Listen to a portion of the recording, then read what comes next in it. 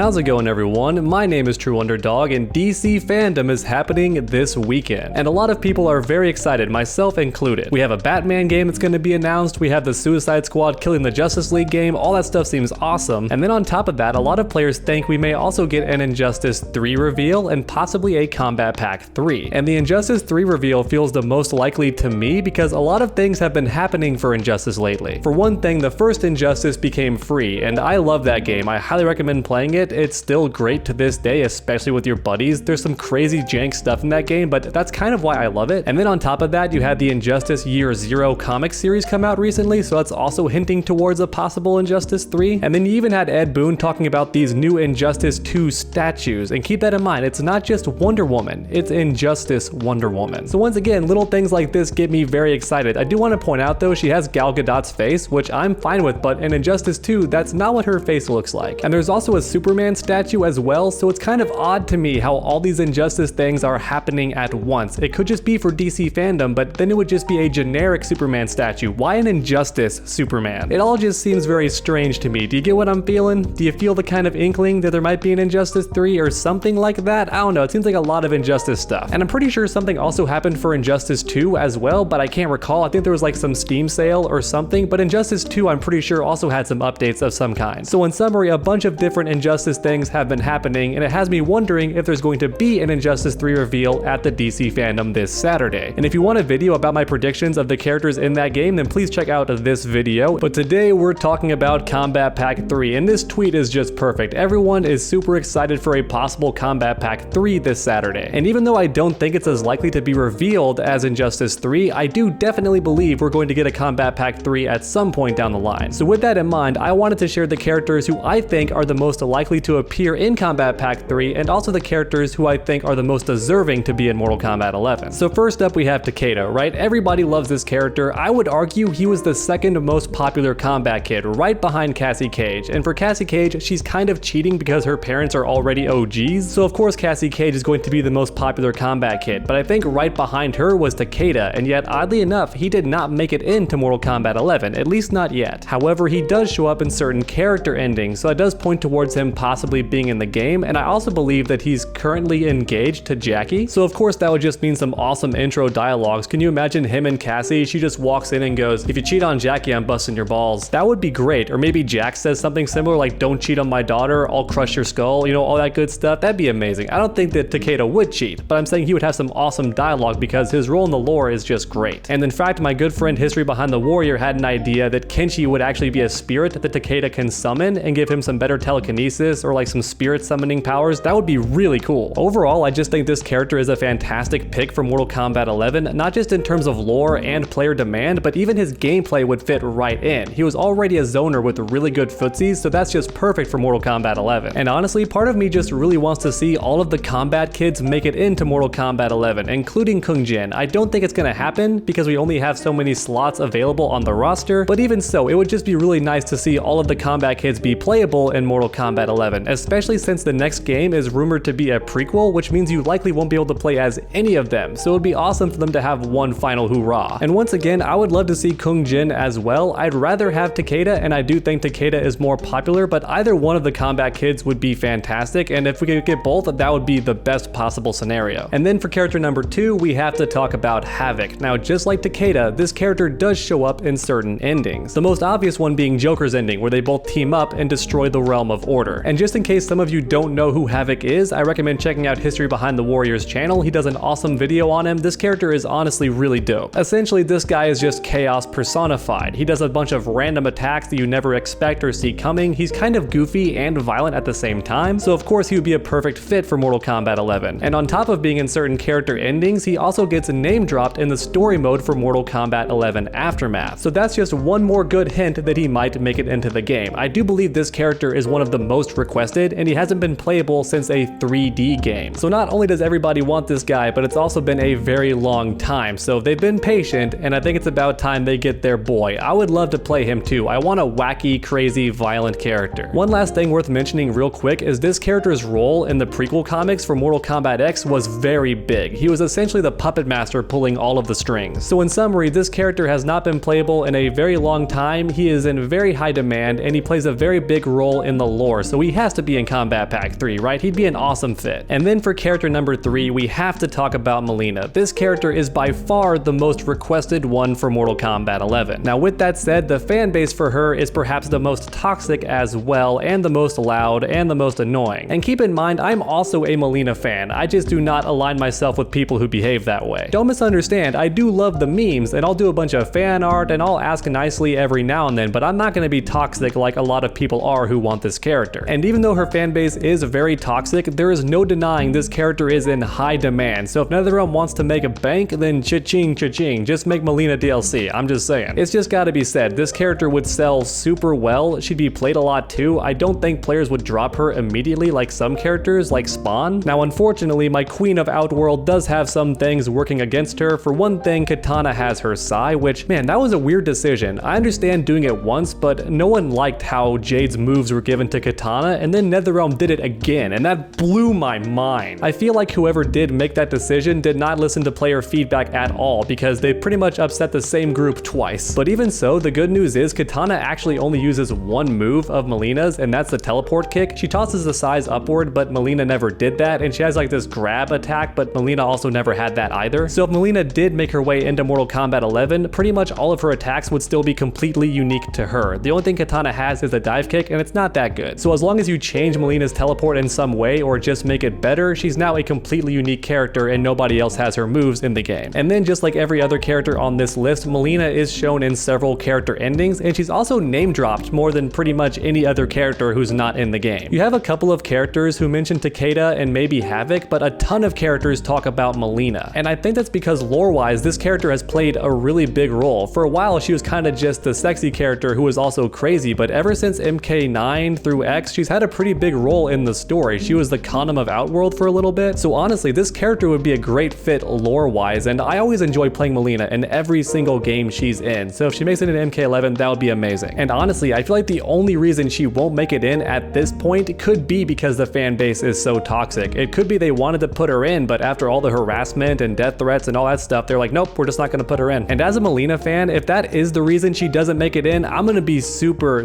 disappointed in our community. And next up, I wanted to talk about Nara. So this character has been showing up increasingly more lately in Mortal Kombat media. For starters, we already know she's going to be in the live-action Mortal Kombat movie. And then on top of that, she even makes an appearance in the Scorpion's Revenge animated movie, which if you ask me is a pretty big coincidence. I'm wondering if she's going to make it in Mortal Kombat 11 as well. She just keeps popping up in different things. And if she does in fact make it into Mortal Kombat 11, I think she would be a fantastic fit because I imagine what a winged character would look like in motion, and it gets me super excited. Just picture how incredible her attack strings and special moves could look with her flight ability. I feel like it would make her very unique in the game and also give her air superiority, which a lot of characters don't have, so I think she'd be a very interesting and unique fit for Mortal Kombat 11. However, outside of being in movies, there's no other hints that she'll be in the game, but I think she'd be an amazing fit, and I do find it a bit odd how she's showing up increasingly more and more lately. And then of course we have to talk about the guest characters. NetherRealm loves including them in combat packs. In fact, they usually include 2. And a lot of you already know that I prefer returning characters, so if I had my way, there wouldn't be any guest characters, but I do think there's definitely going to be at least one if Combat Pack 3 happens. And believe it or not, Ash Williams was actually meant to be a DLC character in Mortal Kombat 11, but something happened with the rights. And as a result, Ash Williams had to be replaced, and a lot of people believe he was actually replaced by Joker. And that's why if you look online, there are actual images of the Combat Pack 1 saying Ash Williams instead of Joker. So if Combat Pack 3 does happen, it could be possible NetherRealm has gotten the rights for this character and can add him to the game. And if he does make it in, I think he would honestly be a great fit for Mortal Kombat 11. He has a chainsaw for a hand, he has a shotgun, all that cool stuff. So gameplay wise, he'd be fantastic, kind of like a mix of Leatherface and the Terminator. That sounds really cool on paper. However, I do believe the most requested guest character has to be Michael Myers, and I do like seeing players get so excited for a possible guest character, but honestly, I'm not sure how he could play any differently from Jason. And at least with Jason, he's undead, so he has like the supernatural aspect going for him. He had the teleport, he had the move where he cracked his neck and he put a curse on you, all that creepy stuff because he is undead. And to my knowledge, I don't think Michael Myers does ever come back from the dead, at least not in all the famous films, but please correct me if I'm wrong. I don't know very much about this guy. I know he's very big, especially in the rebooted movies, so perhaps he could be a grappler of some kind, and at the very least he wouldn't be a zoner, so that's a big plus for me. I'm tired of keep away in NetherRealm games lately, especially Mortal Kombat 11 because the jump is so unreliable. So if Michael Myers does make it in somehow, then at the very least he won't be a zoner, and that has me excited. In fact, in the comments section, let me know what attacks you think this character could have that would make him different from Jason. I'm very curious to hear your thoughts. And lastly, there's one more possibility for a guest character. If Injustice 3 does get revealed this weekend, then it's possible a DC character might actually be a guest in Mortal Kombat 11 as well. However, once again, please remember it has to be a character that DC is okay with being ripped to shreds. So it's not going to be Batman, it's not going to be Superman. Once again, it has to be a character who can be brutally murdered without DC being upset, and they're not going to let a good guy get torn to shreds. So it's most likely going to be a villain or an anti-hero. So for example, a character like Doomsday or Atrocitus, maybe even Deathstroke could make it in. Certain characters like that make a lot of sense, and a highly demanded character has actually been Rorschach, and don't get me wrong, he is one of my favorite superheroes of all time. I know he doesn't have any powers, so technically not a superhero, but neither is Batman, if we're going by that logic. And to me, Rorschach is just a more effective version of Batman because he actually kills the dangerous people, whereas Batman just lets them escape and go on killing. And I feel like if Rorschach did make it into the game, he'd have a lot of parries and counters, awesome stuff like that. However, even though I do love this character and would love for him to be in the game, I just don't think it's very likely to happen. But at the same time, maybe he can make it in Injustice 3 if that gets revealed this Saturday. So that's about it for the video, everyone. Thank you so much for watching, and I hope you enjoyed. If you did, please leave a like down below. It really does help my channel out a ton. And then why not keep that combo going by suplexing that subscribe button? That way you never miss a future video. Make sure to come back next time, and as always, stay underdogs.